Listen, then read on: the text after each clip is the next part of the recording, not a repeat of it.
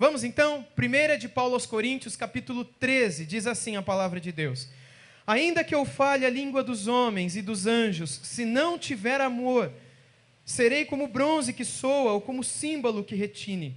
Ainda que eu tenha o dom de profetizar e conheça todos os mistérios e toda a ciência, ainda que eu tenha tamanha fé a ponto de transportar montes, se não tiver amor, nada serei. E ainda que eu distribua todos os meus bens entre os pobres, e ainda que entregue o meu próprio corpo para ser queimado, se não tiver amor, nada disso me aproveitará.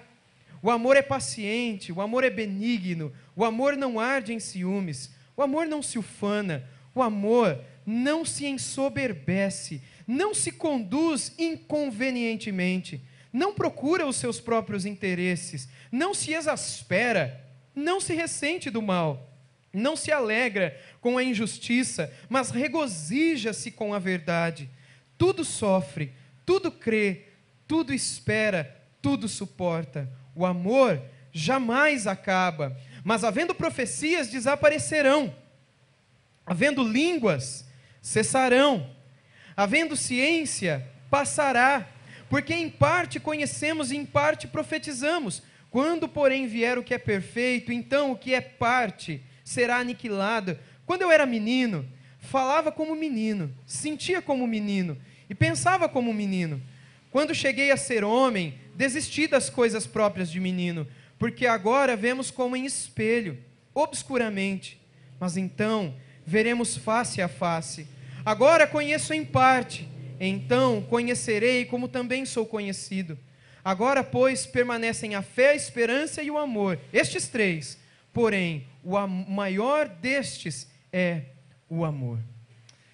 A palavra de Deus é maravilhosa, e eu quero começar o estudo dessa noite, no qual nós falaremos um pouquinho sobre a palavra de Deus e os dons acerca dos quais ela fala, dizendo que acima de tudo o que possa haver, acima de tudo o que há, e nisso eu quero dizer as diferenças que existem entre os cristãos de todas as tradições, os pentecostais, os neopentecostais, os tradicionais, os não tradicionais, os liberais, os reformados, os seja lá o que for, que acima de todas essas diferenças menores que existem entre nós, e elas existem, nós não podemos deixá-las de lado, nós nunca, jamais poderemos deixar de lado o amor, porque este jamais acaba.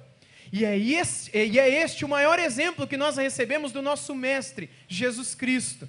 Quando diante de tantas diferenças dentro da religião judaica, ele nunca se exaspera, ele nunca levanta a voz, ele nunca se enraivece, presta atenção no que eu vou falar, com as diferenças entre os partidos dos saduceus, dos fariseus, dos escribas e dos essênios e dos demais.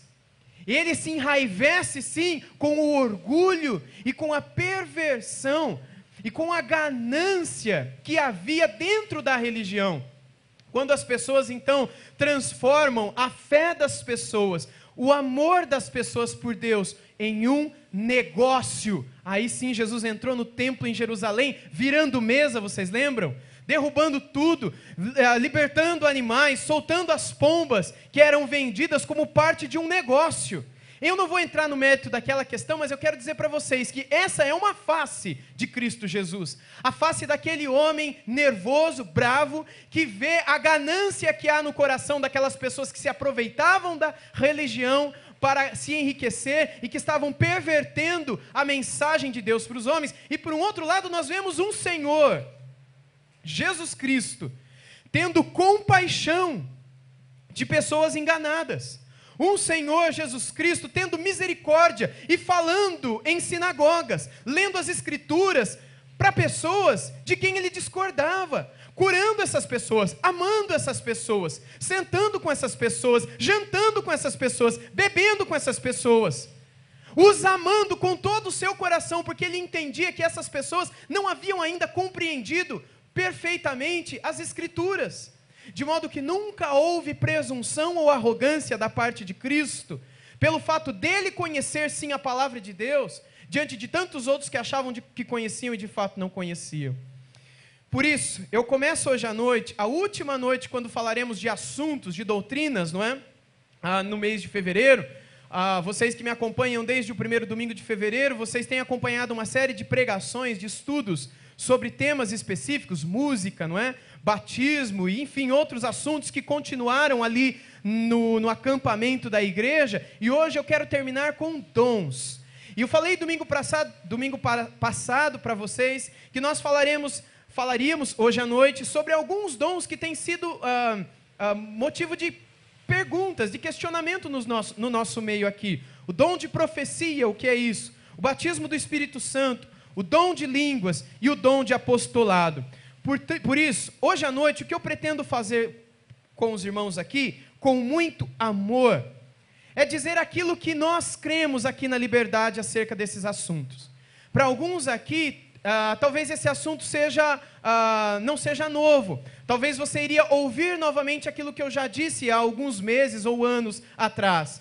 Mas eu creio que para a grande maioria talvez seja a primeira vez me ouvindo falar desse assunto. Nisso eu não quero dizer que eu não amo essas pessoas que pensam diferente de mim. Nisso eu não quero dizer que eu não quero ter comunhão com essas pessoas que pensam diferente de mim. Nisso eu não quero dizer que essas pessoas são piores ou melhores do que eu. Não, nisso, hoje à noite, a única coisa que nós iremos fazer é abrir a palavra de Deus e estudarmos aquilo que cremos sobre esse assunto. Talvez algum dia você estará dentro de uma igreja ou conversando com um outro irmão ou irmã na fé e ele dirá para você que crê acerca desses assuntos, acerca do dom e do batismo do Espírito de uma outra maneira. Que Deus o abençoe e que você o ame e que nunca deixe de tratá-lo como um irmão. Você concorda comigo? Diga amém.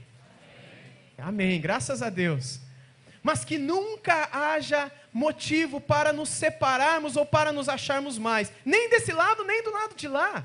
Se um desses irmãos futuramente vier nos ouvir pela internet, que não haja da parte de lá também presunção ou arrogância para, não vamos manter comunhão, porque eles não creem como cremos, não pregam o que nós pregamos, não fazem como fazemos. Que o amor prevaleça, porque as profecias passarão, as línguas cessarão, as ciências cessarão, ou seja, o conhecimento de todas as áreas da vida, inclusive da teologia, acabarão, mas o amor permanecerá. E é por isso que seremos reconhecidos neste mundo e no vindouro.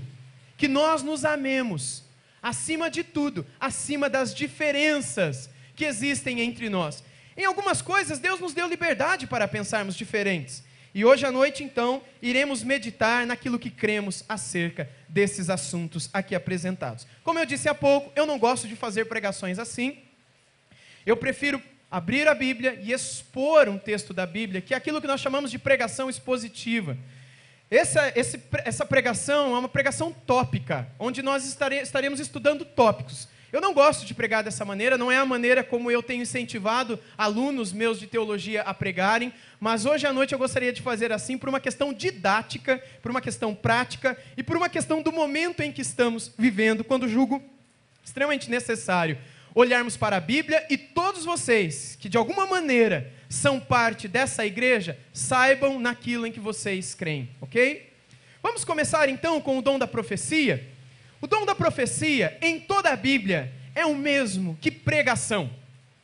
Talvez você tenha já ouvido falar aqui e ali que, como era no Antigo Testamento em algumas ocasiões, que a profecia seria alguma coisa relacionada a adivinhar aquilo que acontecerá no futuro.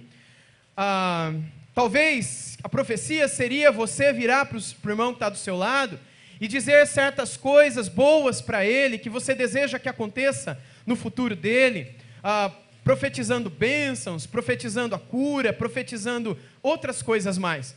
Isso é algo comum nos nossos dias. Mas nós entendemos, à luz da Bíblia, que todas as vezes que um profeta no Antigo Testamento se levantava diante do povo para falar, ele sempre dizia estas palavras. Quais são? Assim diz o Senhor. Ele nunca dizia de algo que ele queria para o outro. Ele nunca chegava e dizia, eu profetizo isso, bênção, cura, prosperidade financeira, milagres, ou doenças, morte, enfim. Ele nunca fazia isso, nem para o bom nem para o ruim. Ele simplesmente dizia aquilo que de Deus ele havia ouvido, escutado. Então ele ouvia Deus dizendo para ele algumas coisas e ele ia ao povo para dizer aquelas coisas para o povo. Ele era aquilo que o profeta Jeremias disse, boca de Deus. Ele era um canal usado por Deus. Ele era um instrumento que, bem afinado pelo Espírito Santo, fazia ressoar o som da voz de Deus ao povo com quem Deus queria falar.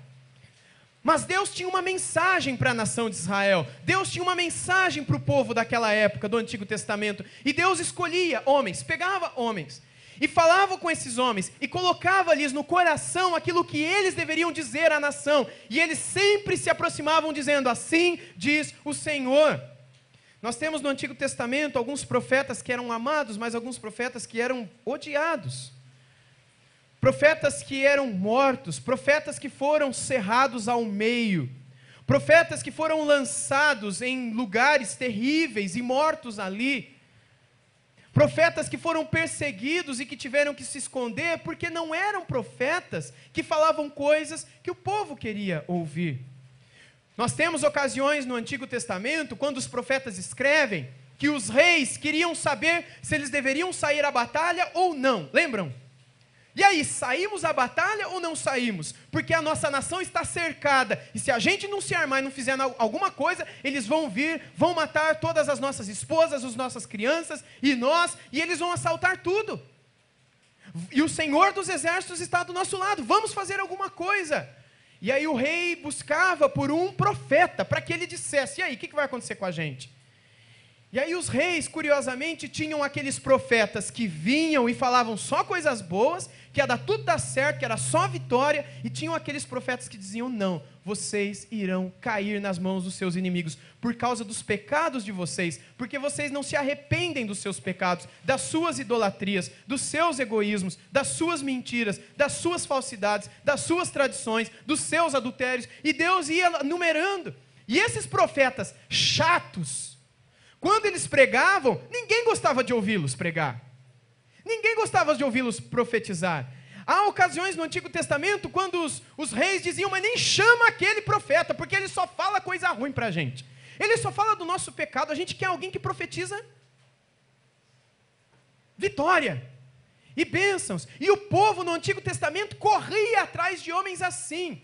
Homens, profetas e sacerdotes que Deus, várias vezes, vinha para julgar e para dizer, vocês estão pastoreando vocês mesmos, vocês estão pastoreando seus próprios corações, vocês não estão dizendo o que eu queria que vocês dissessem, vocês não são bons pastores do meu rebanho. Deus usou o profeta Ezequiel, poucos séculos antes de Jesus nascer, para dizer desses maus pastores que o povo de Israel tinha, coisa de 500, 600 anos antes de Cristo. Mas sempre Deus levantou um ou outro para dizer, e estes homens então, eles pregavam, eles anunciavam ao povo aquilo que Deus queria que eles dissessem. Quando nós chegamos no Novo Testamento, nós vemos que Deus continua a falar ao povo, por meio de Jesus Cristo e por meio dos apóstolos, e um deles, no versículo seguinte a esse que nós lemos agora, ele disse o seguinte, 1 de Paulo aos Coríntios, agora capítulo 14, verso 1, vamos ler? Diz assim, segui o amor e procurai com zelo os dons espirituais, mas principalmente que? Esse é o único dom que a Bíblia nos incentiva a buscar. Vocês sabiam? É o único dom que a Bíblia nos incentiva a ter. Os demais, nós não temos um verso na Bíblia que nos incentiva a buscarmos esse dom. Mas o dom de profecia é um dom que a Bíblia nos incentiva a procurarmos ter esse dom. Sabe por quê? Porque é por meio desse dom que você se torna uma boca de Deus para abençoar quem está sem Deus. Você está entendendo? É você que tem Deus no teu coração, que já se arrependeu dos seus pecados e entregou sua vida a Cristo, e agora Ele habita no seu coração. Deus deseja usar a sua vida para falar com as pessoas, mesmo você não percebendo o que você está fazendo. Quantas vezes eu não vivi situações de pessoas virem falar comigo, dizendo, Júnior, olha, parece que você passou a semana inteira me ouvindo, sabe, parece que você sabe do que eu estou passando, parece que você sabe o que eu estou vivendo na minha casa, com os meus filhos, ou com o meu marido, ou com a minha esposa. Como é que alguém te contou? Alguém te ligou? Ou como é que você adivinhou? E eu acredito que muitos aqui que têm tido a oportunidade de dar estudos e pregar, e às vezes compartilhar às vezes uma palavra de Deus no seu trabalho ou na sua escola, têm experimentado situações assim também.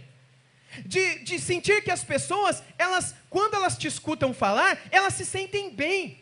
E parece que quando você começa a conversar com elas, só o fato de estar ouvindo você falar, as coisas que você fala, isso faz um bem enorme para elas. E às vezes essas pessoas te ligam, às vezes essas pessoas te escrevem, às vezes essas pessoas te procuram, porque a tua presença faz bem para elas. Sabe por quê? Porque Deus escolheu usar a sua vida para chegar no coração daquela vida. Às vezes sem você ter noção do que está acontecendo. Às vezes sem você ter noção do que Deus está operando, realizando, falando. E às vezes você vê uma pessoa dando um testemunho, citando você, e você fala, meu Deus, mas eu não fiz nada, eu nem sabia. Mas sabe por quê? Porque havia em você um dom dado por Deus. E esse dom é chamado na Bíblia de dom de profecia, que é quando Deus te capacita a ser um instrumento usado para levar você a alguém. Eu vou usar um exemplo hoje que com certeza o apóstolo Paulo não utilizaria no tempo dele. É como se você fosse uma grande antena transmissora de sinal. E é como se Deus estivesse falando num microfone e você fosse todos esses equipamentos aqui.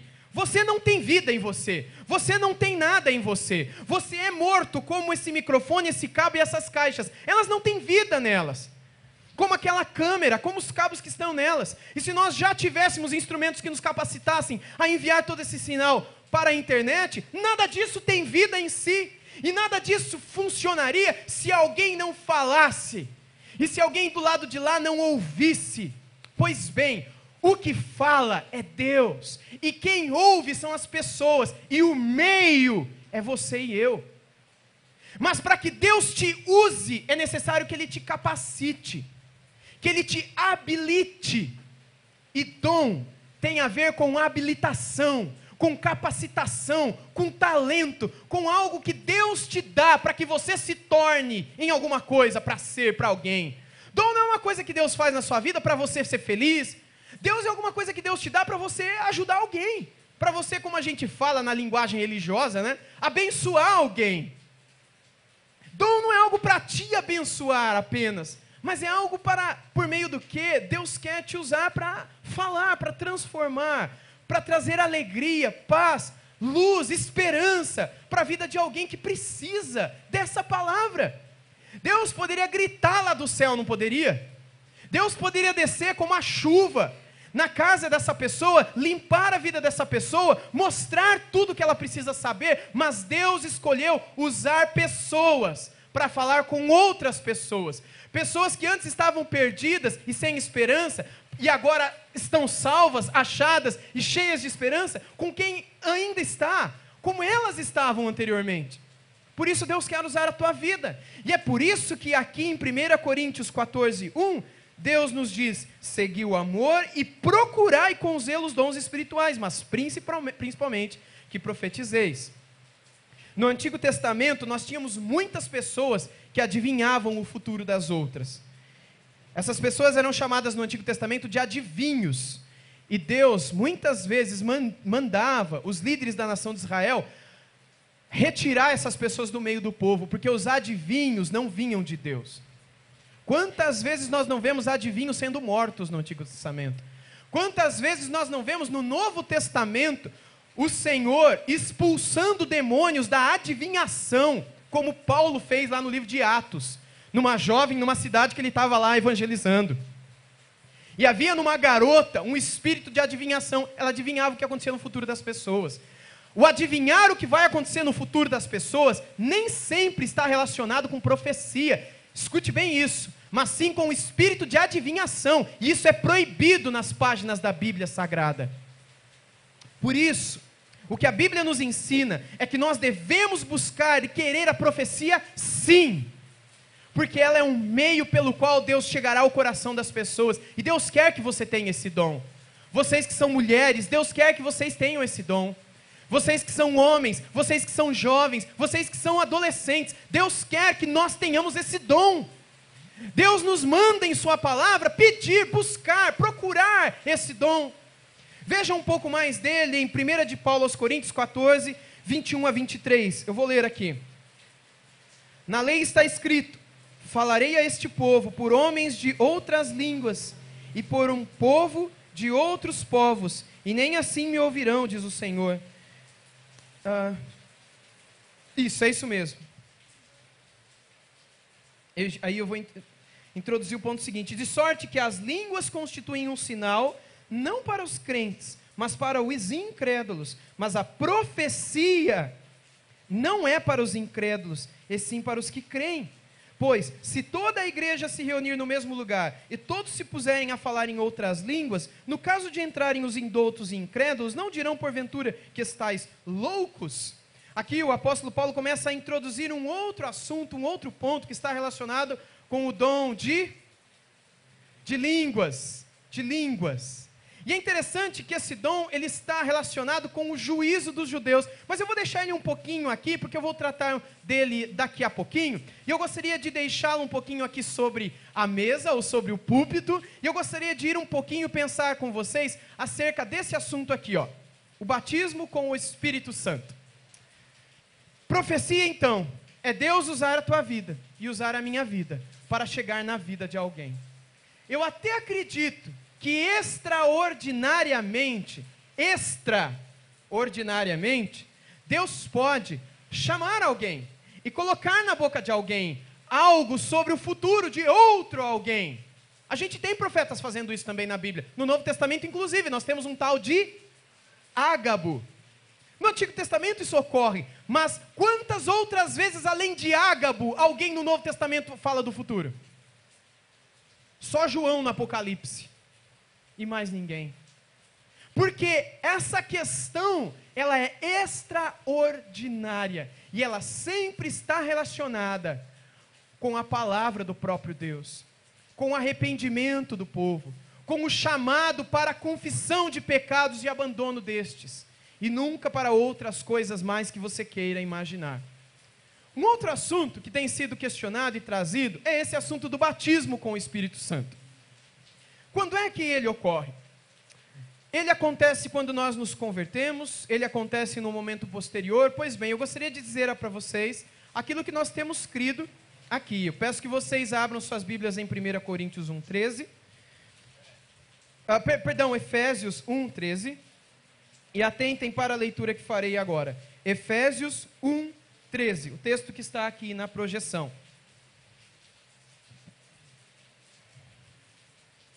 Diz assim a palavra do Senhor: em quem também vós, imagine se você mesmo ouvindo essa palavra de Paulo, tá bom?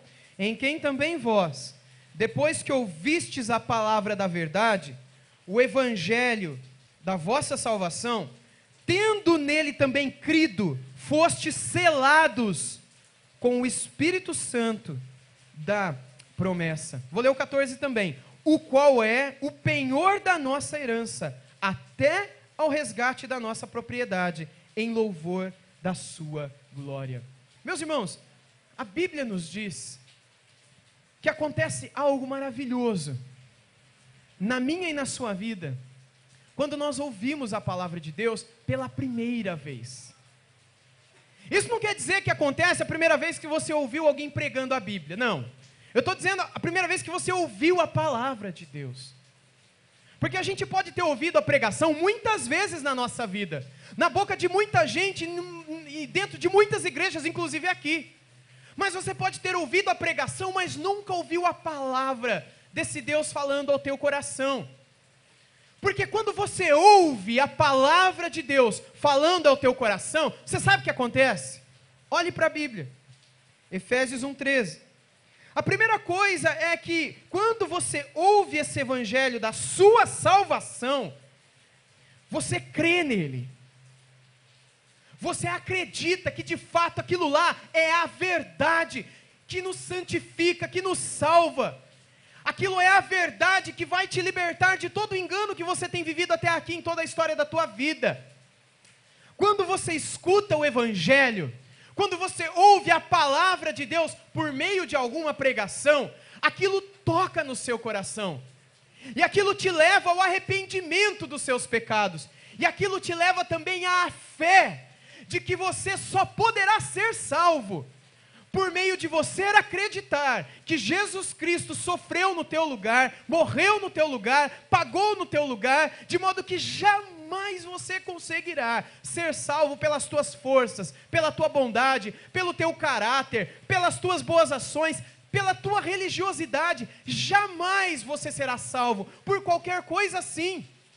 Por qualquer coisa que você tenha feito no passado, por qualquer coisa que você esteja fazendo agora, ou por qualquer coisa que você está prometendo hoje, que você nunca mais vai fazer na vida. Você não é salvo por meio de promessas. Você não é salvo por meio de coisas que você faz. Mas você é salvo por meio da graça de Deus, quando ela toca no seu coração e te chama. E você sabe que isso está acontecendo porque você sente uma tristeza pelo teu passado, pelos teus pecados, pelos teus erros, tão grande que você nunca sentiu na história da tua vida. E você sente também uma fé tão grande que você só será salvo por causa desse homem chamado Jesus Cristo, que é homem, mas também é Deus. E por ser Deus, Ele tem o poder de te levar para o céu, não por sua causa, mas pela graça, amor e misericórdia dEle. De modo que quando você se arrepende e crê desse modo em Jesus Cristo, dando as costas para o teu pecado, se voltando para Cristo, então você creu no Evangelho. Você creu na mensagem do Evangelho. E aí então sabe o que acontece naquela hora? Você é selado com o Espírito Santo. E essa ideia do selo é a ideia de alguém imprimindo uma marca, colocando uma marca que não sai nunca mais, decretando algo que ninguém jamais decretará, ou tirará o decreto, já foi decretado, né?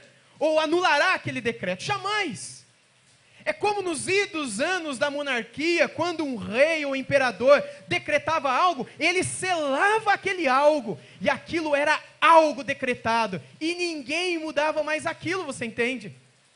Ninguém mais duvidava daquilo. Se Deus decide, como um rei, colocar o selo do seu anel num decreto real e eterno, que é o da sua salvação, aquilo nunca mais poderá ser mudado. É uma palavra inalterável, intransformável.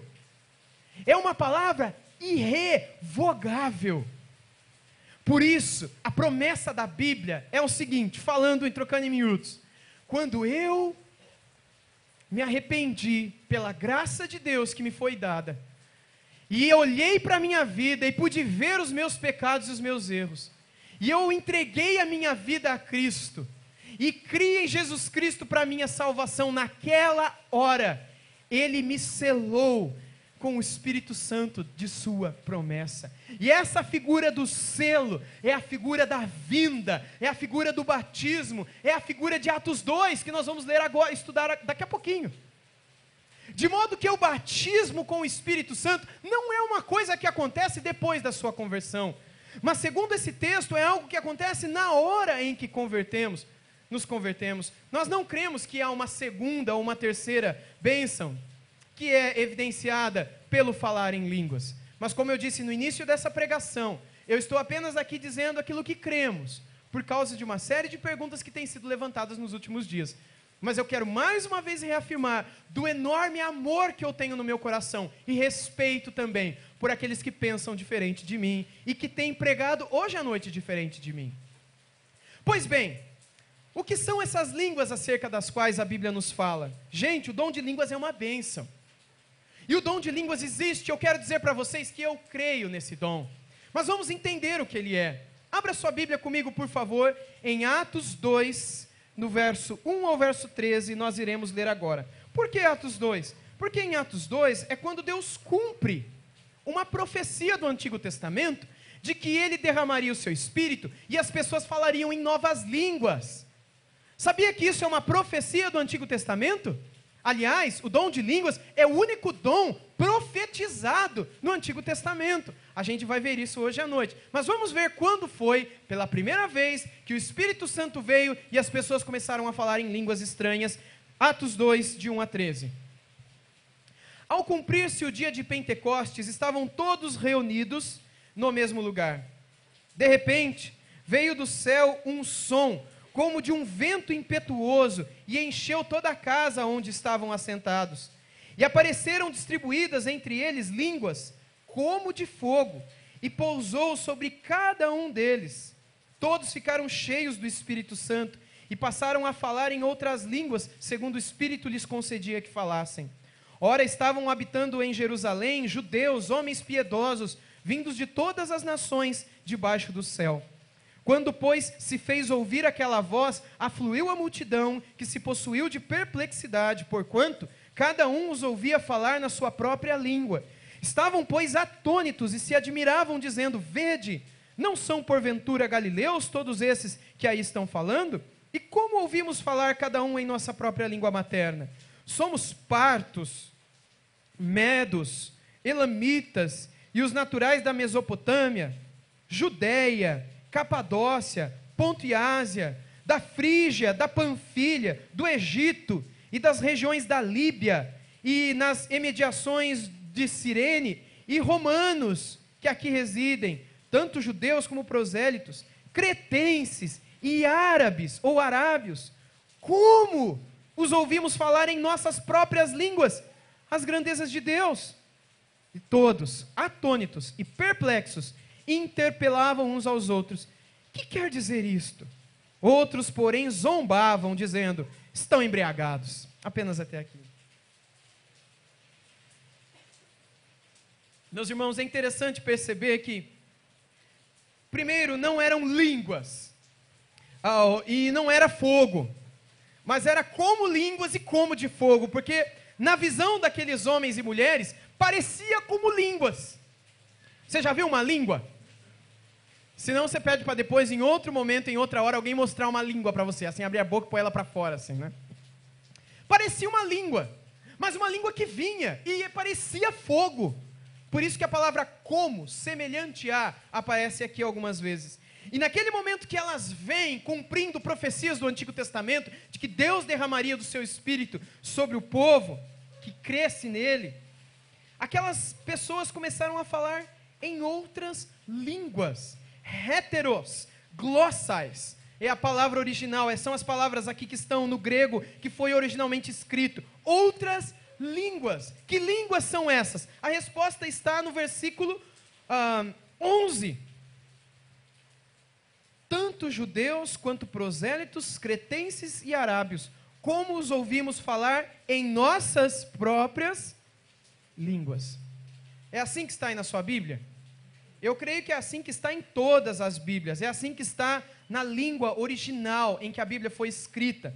Quando, pela primeira vez na história da humanidade, um grupo de cristãos começou a falar em outras línguas, que línguas eram essas?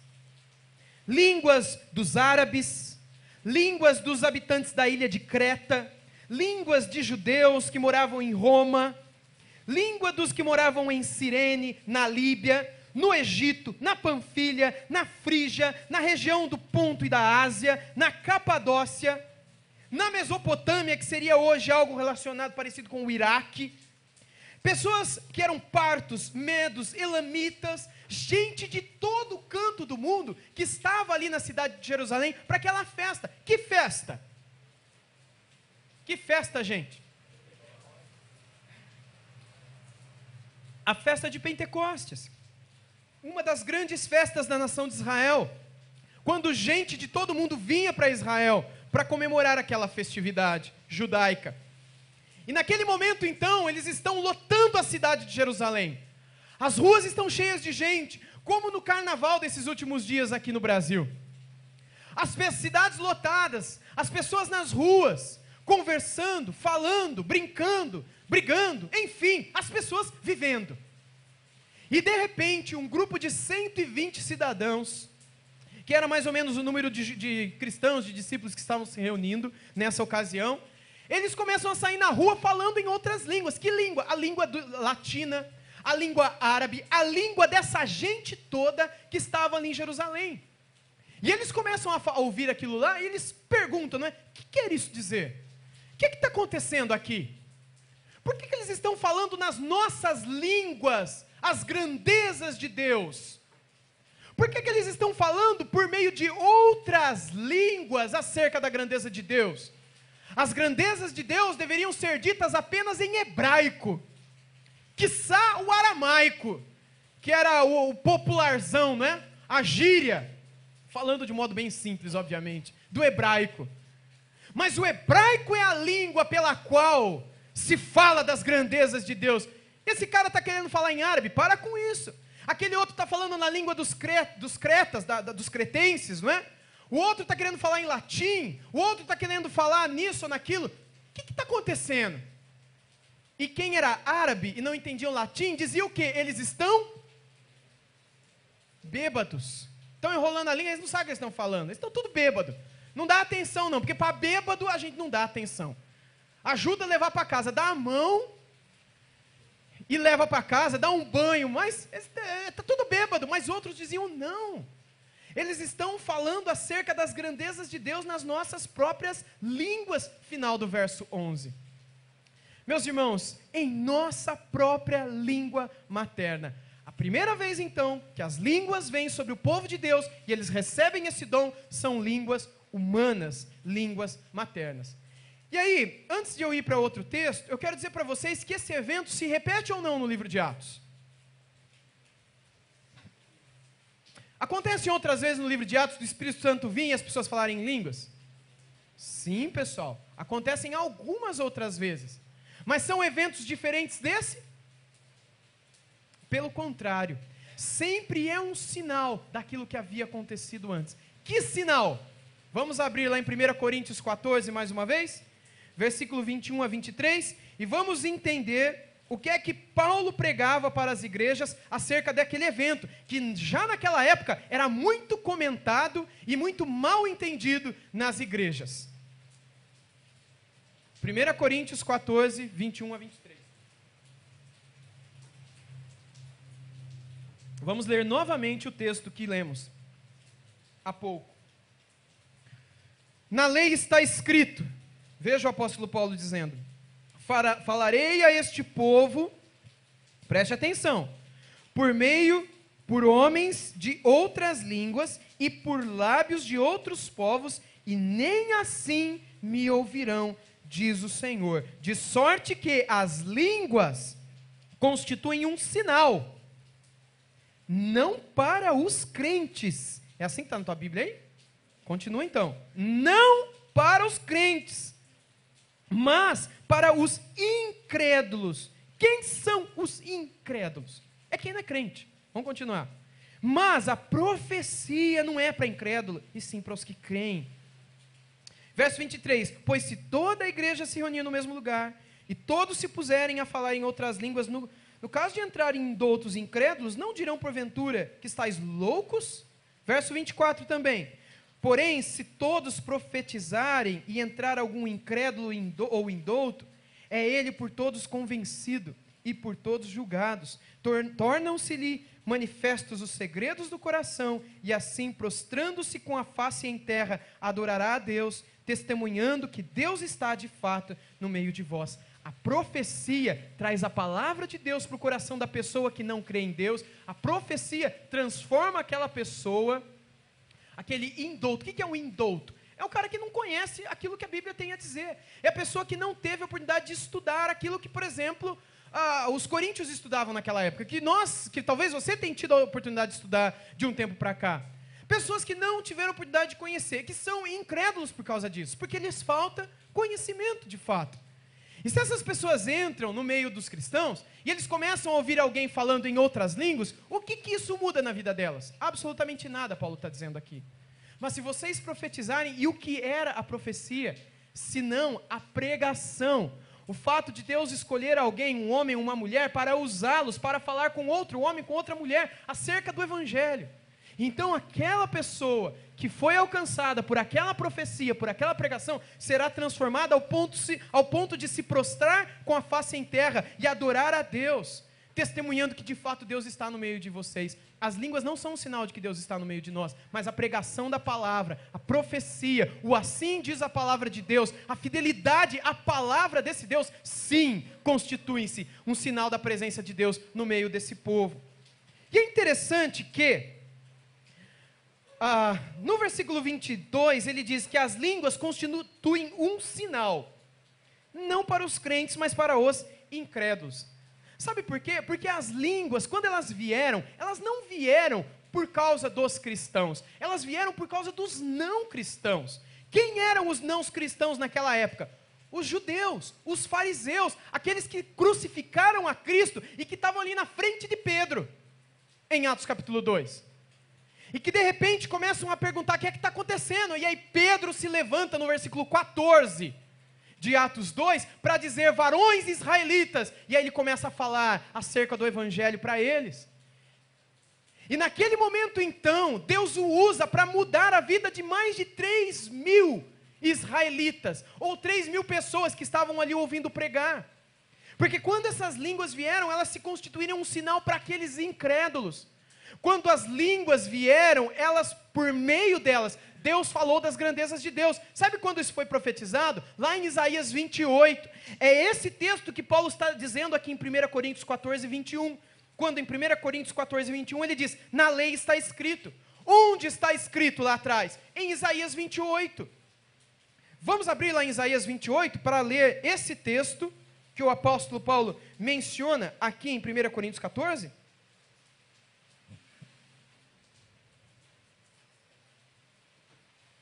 Isaías, capítulo 28, versos 11 e 12, dizem assim, pelo que, é Deus dizendo para o povo lá no Antigo Testamento, pelo que, por lábios gaguejantes e por língua estranha, falará o Senhor a este povo, ao qual ele disse, este é o descanso, dai descanso ao cansado, e este é o refrigério, mas não quiseram ouvir. Sabe o que aconteceu lá atrás? Deus quis dar descanso para aquele povo cansado de tanto dar cabeçada na vida, de tanto fazer coisa errada, de tanto pecar, mas eles não quiseram o descanso que Deus queria lhes dar.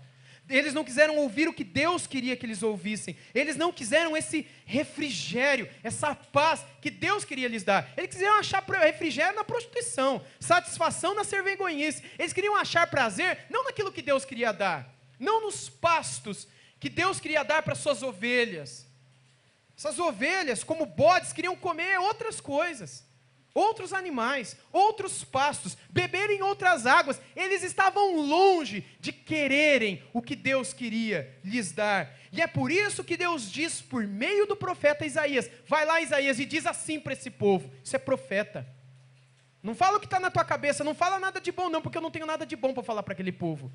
Para aquele povo rebelde, para aquele povo que não me escuta, para aquele povo que não se dobra, para aquele povo que não dá as costas para o seu pecado. Eu não tenho bênçãos para profetizar, eu tenho juízo para falar. Então vai lá e fala, Isaías, ainda que você tenha que morrer no meio deles, ser morto, vai e fala. Fala o quê? Fala o seguinte, verso 11, pelo que por lábios gaguejantes, por língua estranha, falará o Senhor a este povo. Meus irmãos, quando as línguas vêm, todos entendem que isso era um derramamento do Espírito. Pedro chega a citar a profecia de Joel, capítulo 2. São profecias. E aqui agora o apóstolo Paulo menciona Isaías 28, deixando claro para aquela igreja lá no sul da Grécia, na cidade de Corinto, em 1 Coríntios capítulo 14, de que esse dom foi um sinal para os judeus, os incrédulos, acerca do juízo de Deus sobre eles. Lembra que tantas vezes no Antigo Testamento, e Jesus Cristo, quando ele vem, ele diz a mesma coisa. Deus tenta ajuntar o seu povo, Deus tenta perdoar o seu povo, Deus chama as pessoas, Deus toca no coração de pessoas, Deus, enfim, faz tanto pelo seu povo, mas esse povo, o tempo todo dá as costas para o seu Deus. E Deus dizia que haveria um momento quando isso chegaria a um final. E o sinal desse final seriam línguas estranhas, falando no meio do seu povo. E isso acontece em Atos 2. E Paulo um dia falando com os coríntios, ele diz, sabe aquilo que aconteceu? E sabe essas línguas que vocês estão disputando entre vocês? Porque é o assunto do capítulo 12 e é o assunto do capítulo 14. Paulo só interrompe no capítulo 13 para falar do amor, que estava tanto faltando ali no meio deles. Eles estavam tanto atrás desses dons, e eles estavam esquecendo aquilo que era o mais importante. Por isso que Paulo faz um parênteses no meio para falar sobre o que é mais importante. E é por isso que eu comecei falando do amor e eu vou terminar falando do amor. E o que Paulo queria deixar claro para aqueles homens e mulheres, naquela igreja toda confusa, acerca de doutrina, toda confusa acerca da palavra, com tantos erros na palavra, de que aquele erro que eles estavam cometendo acerca de dom de línguas, deveria ser corrigido, a partir do momento que eles entendessem que as línguas se constituíam como um sinal do juízo de Deus sobre os judeus. A partir daquele momento, Deus estaria estendendo a sua palavra e a sua salvação e o seu evangelho para o mundo todo. Não foi isso que Jesus Cristo disse quando ele chora sobre Jerusalém, Jerusalém? Quantas vezes quis reunir os teus filhos, como a galinha faz, tentando reunir os seus pintainhos, não é? Diz as Bíblias antigas, debaixo de suas asas, mas vocês não me ouviram. E agora então, esse é o sinal. E é interessante que eles entenderam esse sinal. E hoje nós precisamos entender também aquilo que eles entenderam lá, e não achar diferente, pensar diferente, e achar uma coisa que nem eles lá atrás achavam. O dom de línguas, na cidade de Corinto, começa a ter um contorno evangelístico. Isso é muito interessante. Porque lá em Corinto, esse dom que vem como um sinal da palavra para os judeus, e é interessante que quando isso vem, muitos deles se convertem. Não é assim? Lá em Atos capítulo 2, eles estavam ouvindo da grandeza de Deus, a gente leu o texto agora há pouco, Atos 2, de 1 a 13, e é interessante que no 14, depois eles perguntarem, o que é que está acontecendo aqui? Pedro começa a pregar, aliás, Paulo nem tinha se convertido nessa época, e depois da pregação de Pedro, vários deles, que haviam crucificado Jesus Cristo, ou haviam pelo menos gritado, crucifica-o, se arrependem, e perguntam a Pedro, e para os demais, eles dizem, né, varões israelitas, lá no final, quase no versículo 40, no finalzinho dos 30 lá, né? Que a gente faz agora para ser salvo? E aí Pedro vem a eles e diz, arrependam-se dos seus pecados, e cada um de vós seja batizado em nome de Jesus Cristo, para a remissão dos vossos pecados. Aquela palavra, e aquele momento, quando aquelas pessoas ouviam em suas próprias línguas maternas acerca das grandezas de Deus, produziu, no final daquele momento, salvação naqueles homens e naquelas mulheres. Obviamente não produziu em todos. Eu tenho um pouco de dificuldade de acreditar que aqueles que zombavam, ou zombaram, tenham sido tocados pela mesma graça que aqueles que se arrependeram. Isso sempre existirá. Como houve na cruz, um zombando e o outro se arrependendo, quando houve em Pentecostes, alguns tirando sarro e outros se arrependendo, assim há até hoje também, muitos se arrependendo e outros olhando dando risada, e assim sempre haverá, e é por isso que há um céu para quem se arrepende e um inferno para quem zomba, e é por isso que o Senhor disse tantas vezes, quem tem ouvidos para ouvir, ouça. E é interessante que em 1 Coríntios, capítulo 14, versículo 2, a gente lê assim. Peço que você abra lá comigo. Eu acredito que você já está aí no capítulo, não é? Apenas vá para o versículo. Diz assim, esse versículo, meus irmãos, foi o versículo mais difícil da Bíblia, para mim. Foi o versículo que eu mais demorei para entender. Eu gostaria que você lesse agora. Pois quem fala em outra língua não fala a homens, senão a Deus, visto que ninguém o entende e em espírito fala mistérios. A grande questão é, ela é estranha para quem? Essa foi a primeira pergunta que me ajudou a entender o que Paulo estava dizendo aqui.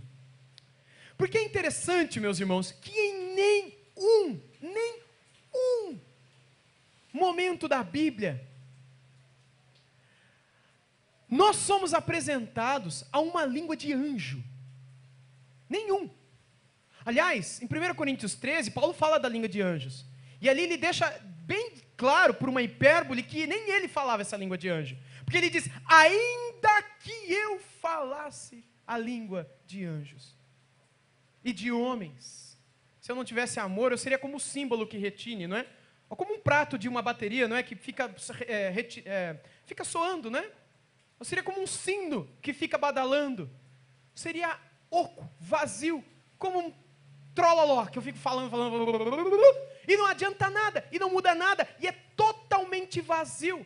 E Paulo diz, ainda que, e esse recurso, essa figura de linguagem comum na língua grega, que é conhecida em português, usando duas palavrinhas gregas, que é hipérbole, é uma figura do exagero, do impossível, sendo usada para tentar trazer alguma coisa para a cabeça de quem precisa entender aquilo que está sendo falado. Qual era o exagero que Paulo queria, ou pelo menos estava produzindo, para ajudar os coríntios, não é? A entenderem aquela palavra. No 12 ele está discutindo sobre dom, no 14 ele está discutindo sobre dom, e ele fala, gente, ainda que eu falasse a língua dos anjos, por favor, se eu não tivesse amor, isso não adiantaria nada.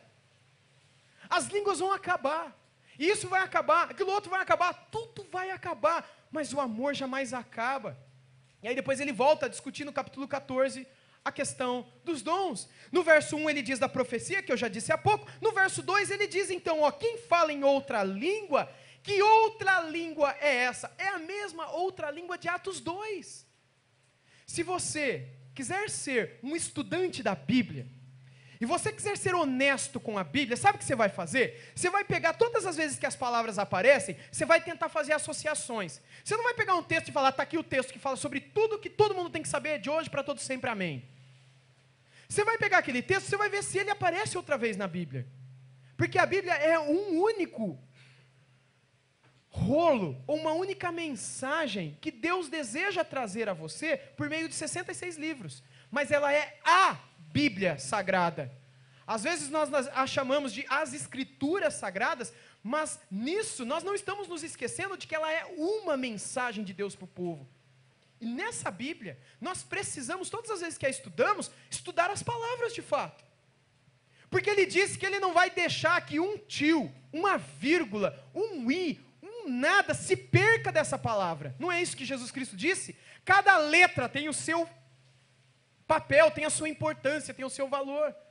E é por isso que quando nós estudamos isso aqui, quem fala em outra língua, quando é que essa expressão outra língua aparece dentro desse contexto de gente falando em línguas estranhas? Lá em Atos 2. E em Atos também outros capítulos que se repetem daquilo que aconteceu em Atos 2. Entenda e grava isso que eu estou falando. Esses outros eventos que acontecem no livro de Atos, nada mais são do que uma repetição daquilo que aconteceu em Atos 2. Pesquise em sua casa e você verá que em ocasiões quando pessoas haviam crido no Evangelho, mas não haviam sido batizadas com o Espírito Santo, isso só acontece quando um judeu chega. Lembra de Cornélio? E tantos outros. Quando um judeu chega, seja Pedro, seja outros, então o Espírito Santo desce e ele começa a falar em outras línguas, como em Atos 2. Línguas humanas.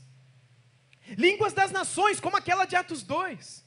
Acerca das grandezas de Deus, porque estas tinham um papel de mostrar para aqueles judeus que o juízo de Deus havia chegado, aquele profetizado por Joel e principalmente por Isaías.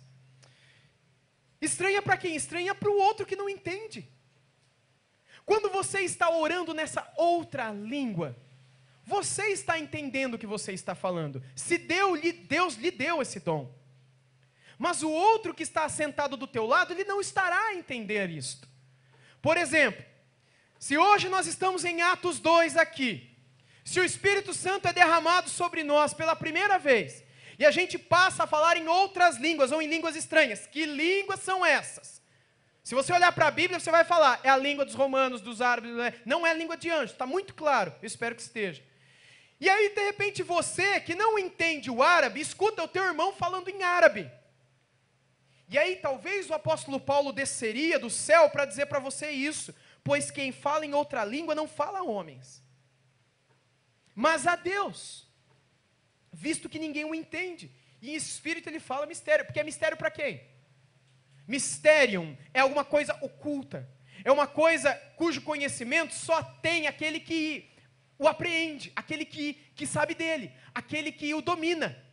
Mas se você não conhece aquela língua, aquilo para você vai ser um mistério, aquilo para você vai ser algo estranho. E lembra da cidade de Corinto? Corinto era uma cidade portuária. Corinto era uma cidade que ficava num istmo, não é? Que era um braço de mar, que cortava a Grécia, por onde passavam vários navios, que queriam chegar do outro lado da Grécia, sem dar a volta pelo Mediterrâneo. E em Corinto nós tínhamos uma parada, de fato, um esquema portuário muito grande. E ali haviam muitas religiões, ali haviam templos enormes a divindades relacionadas à prostituição. Corinto era uma cidade internacional, Corinto era uma cidade de todas as nações, era uma cidade de muitas línguas, era como uma Nova York, como uma Paris, como uma São Paulo, como um Rio de Janeiro. Era uma cidade onde era comum você passar pelas ruas e ouvir alguém falando em coreano, alguém falando em italiano, espanhol, inglês, japonês, enfim, até em português. É comum, porque trata-se de uma cidade com pessoas do mundo todo. E nestes contextos, como era o de Corinto, se você, num culto público, se levantasse para falar numa língua que aqueles que ali estavam não entendessem, isso seria um mistério para aquelas pessoas, e isso não edificaria a ninguém, somente você mesmo. Porque você entende o que você estaria falando nessa língua estranha para os outros. E é por isso que ela te edifica. E é por isso que ela te traz para perto de Deus, e é por isso que ela de alguma maneira te traz paz, mas ela não produz absolutamente nada na vida daquele que está do teu lado. Veja agora no capítulo 14, ainda versos 10 a 11. Dizem assim: há sem dúvida muitos tipos de vozes no mundo, nenhum deles contudo sem sentido. Se eu, pois, ignorar a significação da voz, serei estranho para aquele que fala, e ele estrangeiro para mim. O que são essas línguas? São as vozes deste mundo. Quando você lê um trecho na Bíblia, leia pelo menos o capítulo onde o trecho está. Para você não tirar um texto isolado e achar que você descobriu um mundo naquele texto. E isso muitos de nós temos feito. A gente lê um versículo e acha que aquele versículo diz tudo. A gente precisa conhecer toda a mensagem. Sabe aquele telefone sem fio? Ou aquela conversa que a gente está passando no corredor de bonito, né? E a gente escuta um irmão falando do outro irmão, um amigo falando do amigo, e você fala: meu Deus, o que ele falou. E aí você sai correndo, porque você não quer participar daquele assunto, e você, na primeira oportunidade que você tem, você fala: você sabe o que aquela pessoa falou da outra? Falou isso, isso, aquilo. Porque você ouviu só uma vírgula da conversa. E aí quando você descobre todo o assunto, você fica envergonhado, você pede desculpa, aí você fala: puxa vida, não era nada disso que eu estava... me perdoe, eu ouvi só um pedacinho, eu achava que havia entendido. É a mesma coisa que eu faço e você faz, quando a gente lê um versículo e acha que a gente soube tudo. A gente precisa estudar a conversa toda, a carta toda. E se você ler pelo menos o capítulo todo, 14, você vai ver que essas línguas estranhas são vozes deste mundo. Nos versos 18 e 19, veja o que Paulo fala, 18 a 19. Dou graças a Deus porque falo em outras línguas, mais do que todos vós. Que outras línguas são essas? São de anjos? Não são. À luz de tudo que a Bíblia diz em 1 Coríntios 12, em 1 Coríntios 13, em 1 Coríntios 14, em Atos capítulo 2 e em muitas outras porções de Atos. Mas veja o que ele fala no 19. Contudo, prefiro falar 5 palavras com o meu entendimento para instruir outros, a falar 10.000 palavras em outra língua. Paulo prefere não falar em línguas no culto. Sabe por quê? Porque o falar em outras línguas no culto não edifica ninguém, não transforma ninguém, não comunica nada a ninguém. E ler no versículo 13? Pelo que o que fala em outra língua deve orar para que a possa interpretar. Sabe como é que era o dom de línguas na Bíblia? Tinha intérprete. Sabe como é que era o dom de línguas na Bíblia também? Veja os versos 27 e 28. 27 e 28. No caso de alguém falar em outra língua, que não seja mais do que 2, ou quando muito 3. E isso sucessivamente, e haja quem interprete. Mas não havendo intérprete, o que faz? Fique calado na igreja, falando consigo mesmo e com Deus. Num culto, Na Bíblia, na Bíblia. No máximo 3 podiam falar num culto. E cada um de cada vez e com intérprete. Na Bíblia, dom de línguas era assim. Sabe o que mais? Versos 34 e 35. Não vamos tirar do contexto, tá? Versos 34 e 35 dizem assim: conservem-se as mulheres caladas nas igrejas, porque não lhes é permitido falar. Falar em quê? Qual é o contexto, meus irmãos, desse capítulo? É línguas. Ou seja, as mulheres não podem falar em línguas no culto. E aí eu vou deixar para você a seguinte pergunta: é assim que as línguas são hoje? Quem é que mais fala em língua no culto hoje? No máximo 3 que falam? Intérprete, você já viu alguém falando com o intérprete? De modo que cremos, à luz da palavra de Deus, que se um dia esse dom tiver que se manifestar em nosso meio, que ele deverá obedecer àquilo que a palavra de Deus determina acerca dele. Porque ela é a palavra de Deus. Independentemente do que alguém que se levante queira dizer naquele momento. Independentemente de que... Uma vez eu estava numa igreja Assembleia de Deus e um pastor amigo, querido meu, eu tenho muitos pastores amigos na Assembleia de Deus. E então uma pessoa começou a falar em línguas que ela chamava de anjo. E o pastor mandou ela parar de falar porque ele estava pregando. E ela continuava falando, e o pastor: minha irmã, por favor, eu estou tentando pregar a palavra, fique quieta, se assente. E ela continuava falando, dentro de uma Assembleia de Deus, um pastor que eu amo, que é meu amigo, da Assembleia de Deus. E ela disse: eu não consigo, é o Espírito. Ele fala: então eu vou a expulsar agora. E ele saiu do púlpito. Porque ele falou: o Espírito está sujeito ao profeta. O Espírito está sujeito, você pode dominá-lo. Se você não o domina, ele não é o Espírito Santo, é espírito imundo. Espera aí que eu vou aí. Ele está atrapalhando a pregação da palavra de Deus. Ele está concorrendo com a pregação da palavra de Deus. E todas as vezes que alguma voz vem para concorrer com a voz de Deus, essa voz, obviamente, logicamente, não é de Deus. Isso não é de Deus, é de quem? Entenda, quem quiser, como quiser. Agora, como é que é hoje, meus irmãos? Como é que é hoje? Muito bem, já indo finalmente para a conclusão, outra questão que foi levantada recentemente entre nós foi a questão do dom do apostolado. Como é que era na Bíblia? Bem, na Bíblia o dom de apostolado era igual à Bíblia. Era igual a escrever a Bíblia, e eu quero concluir com esses textos que estão aqui.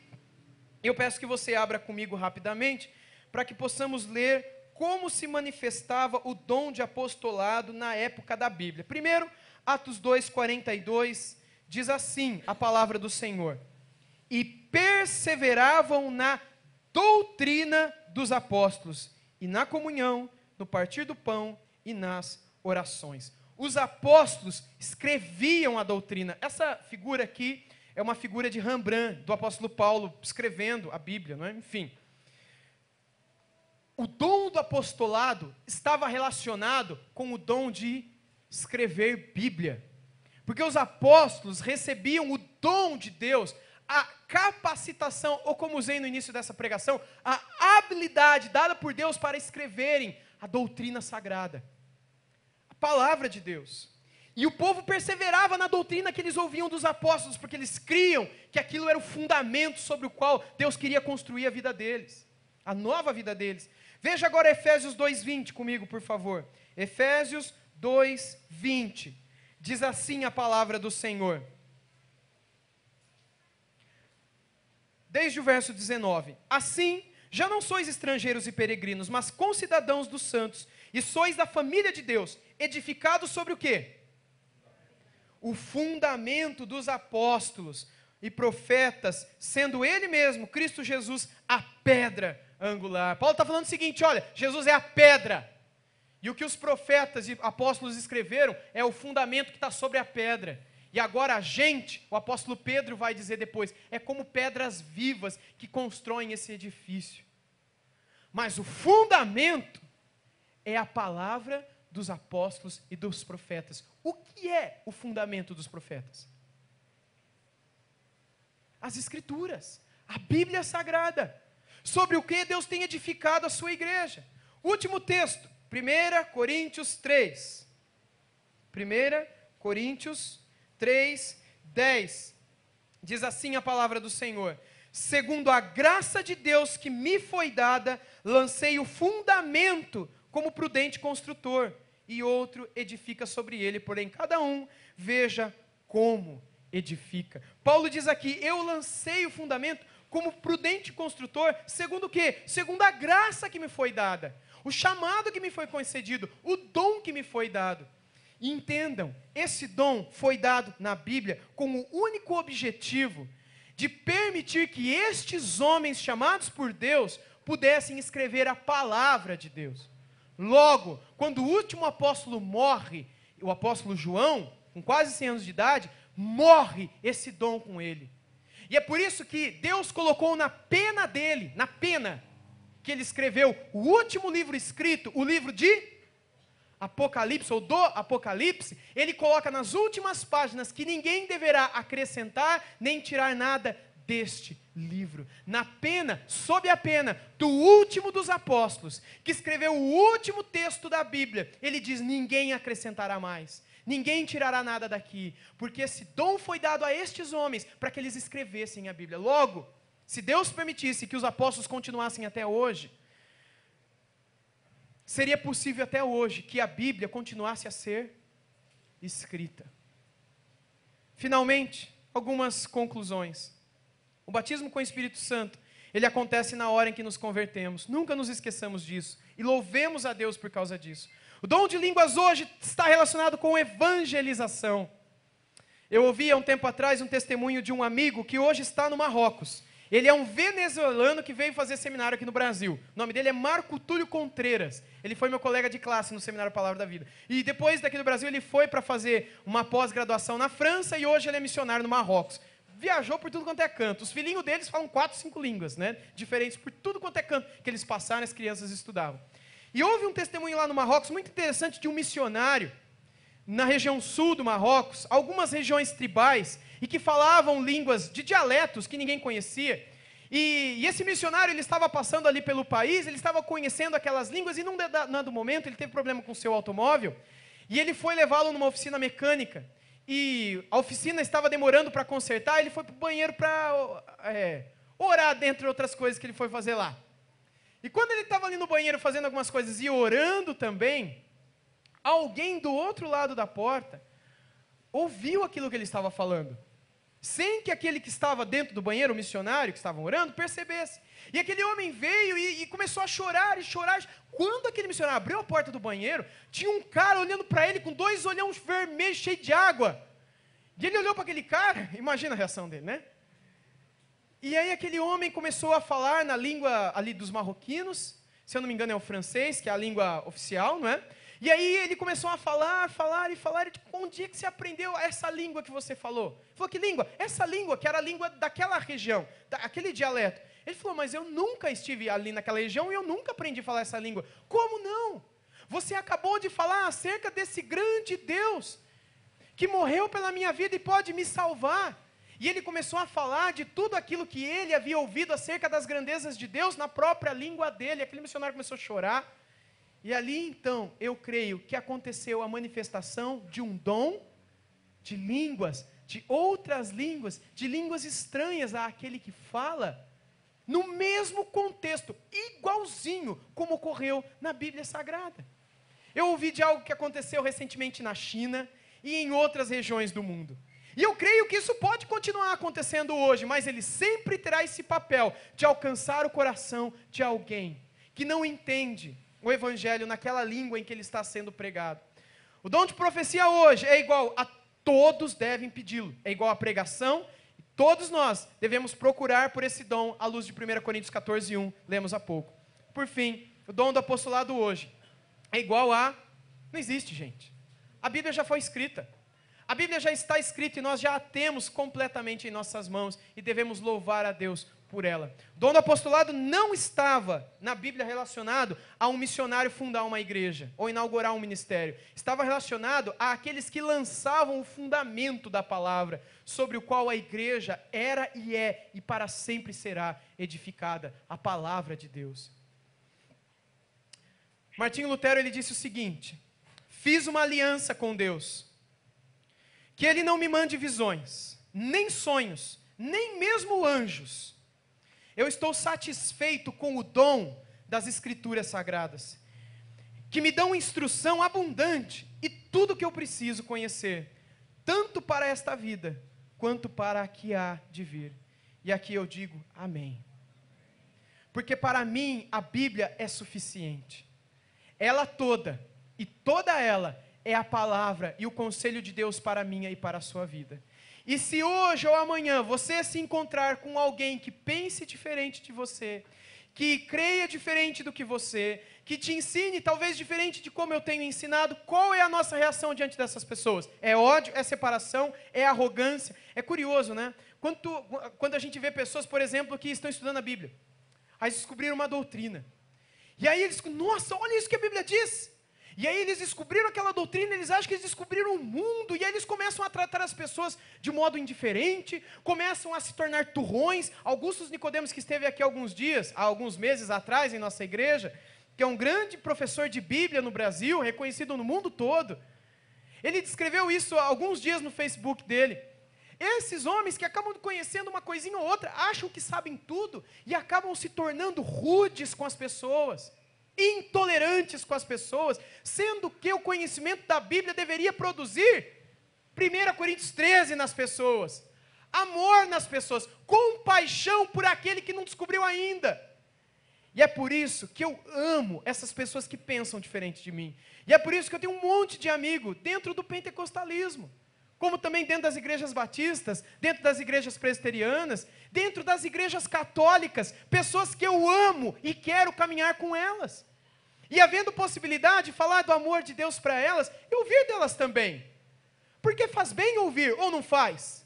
Mas faz muito mal quando nós nos portamos como estátuas, não é? Como ídolos, que se idolatram, não é? E se portam de modo extremamente arrogante, presunçoso, né? Diante daquelas pessoas que não tiveram talvez a mesma graça que você, de entenderem a Bíblia, que não tiveram os olhos abertos ainda, os ouvidos destapados, para conhecerem aquilo que pela misericórdia de Deus você conheceu. Mas quanta gente, quando descobre uma vírgula na Bíblia, se torna arrogante, às vezes com parentes, às vezes com amigos, às vezes com irmãos da igreja, às vezes com pastores, às vezes com vizinhos, com colegas no trabalho. Gente, a Bíblia nos incentiva a conhecermos a Deus, mas a conhecermos o amor. E é o amor que nos manterá unidos, é pelo amor que nós seremos reconhecidos. E eu quero terminar, como eu disse para vocês no início, lendo 1 Coríntios 13. E eu peço que, se você puder, você tome sua Bíblia e se coloque de pé para acompanhar a leitura que farei. Se você preferir ficar sentado, não há problema nenhum nisso, ok? Apenas tome sua Bíblia se você está com ela. Se você sabe que tem alguém aí perto de você sem Bíblia, puxa vida, chega para o cantinho, mostra para a pessoa para ela poder acompanhar a leitura também. Eu gostaria que todos nós acompanhássemos a leitura desse texto enquanto os músicos vêm aqui para frente para encerrarmos o culto cantando ao Senhor. Ainda que eu fale as línguas dos homens e dos anjos, se eu não tiver amor, serei como o bronze que soa, ou como o símbolo que retine. Ainda que eu tenha o dom de profetizar, e conheça todos os mistérios e toda a ciência, ainda que eu tenha tamanha fé, a ponto de transportar montes, se não tiver amor, nada serei. Ainda que eu distribua todos os meus bens entre os pobres, e ainda que eu entregue o meu próprio corpo para ser queimado, se não tiver amor, nada disso me aproveitará. O amor é paciente, o amor é benigno, o amor não arde em ciúmes, não se ufana, não se ensoberbece, não se conduz, olha isso daqui, inconvenientemente. Não procura os seus próprios interesses, nem se exaspera. Sabe o que é se desesperar? Você ficar agitado, começar a falar alto, começar a querer bater boca, ficar exasperado. Calma, o amor não faz isso. Ele não se ressente do mal, não se alegra com a injustiça, mas regozija-se com a verdade. Tudo ele sofre, tudo ele crê, tudo ele espera, tudo ele suporta. O amor jamais acaba. Mas havendo profecias, desaparecerão. A pregação, gente, um dia vai acabar. Ou não vai? Um dia estaremos todos com o Senhor e ela vai acabar. Mas havendo profecias desaparecerão, havendo línguas cessarão, havendo ciência passará, porque em parte conhecemos e em parte profetizamos. Quando, porém, vier o que é perfeito, o que é inteiro, não é completo, então o que é em parte será aniquilado. Quando eu era menino, eu falava como um menino, eu sentia como um menino, eu pensava como um menino, mas quando eu cheguei a ser homem, eu desisti daquelas coisas próprias de menino, porque agora vemos como em espelho, obscuramente, então veremos face a face. Agora eu conheço em parte, então conhecerei como também sou conhecido. Agora, pois, permanecem a fé, a esperança e o amor. Esses três, porém o maior destes é o amor. E aí no versículo seguinte, Paulo volta a falar de dons. Que a gente nunca se esqueça do amor, que a gente nunca se esqueça do respeito, que a gente nunca se esqueça da comunhão que Deus espera que tenhamos com todos aqueles que discordam de nós nesse ponto. Amém, meus irmãos?